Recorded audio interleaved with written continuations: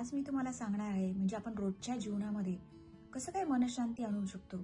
आपण बरेच सारे व्हिडिओ बघतो ज्याच्यामध्ये आपल्याला मेडिटेशन कसं करायचं, योगा कसा करायचा हे सगळं सांगितलं जातं आणि ते नक्कीच करायलाही पाहिजे. पण मी आज तुम्हाला सांगणार आहे की 5 फार सोपे उपाय जे की तुम्ही आज आणि आत्तापासूनच तुम्ही ते वापरू शकता. जसं की दिवसाची सुरुवात तुम्ही ना शांततेने करा. लगेच उठल्या उठल्या मोबाईल घ्यायची गरज नाहीये. एक 5-10 मिनिटं शांत बसू शकता. डीप ब्रीथिंग करा, खोल श्वास घ्या, देवाचे निसर्गाचे आभार माना आणि मग पुढच्या दिवसाला एका पॉझिटिव्हनेसनी सकारात्मकतेने सुरुवात करा. आणि काय करा, एकाच वेळी एक काम करा.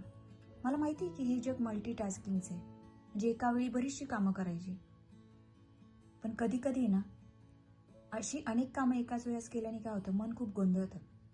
त्याच्यापेक्षा माइंडफुलनेसनी कामं करा प्रत्येक गोष्टी आणि छोट्या छोट्या गोष्टींचा आनंद घ्यायची सवय करा.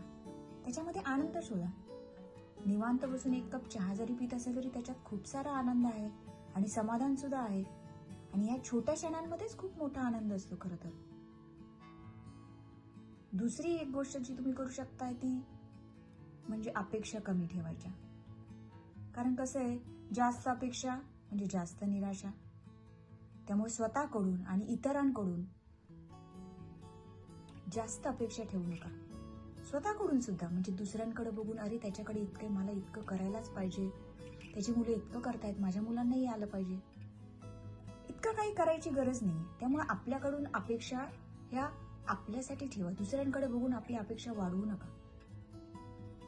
स्वतःसाठी वेळ काढा. दररोज 10 मिनिटं 15 मिनिटं असं ठरवा की हा माझा वेळ आहे.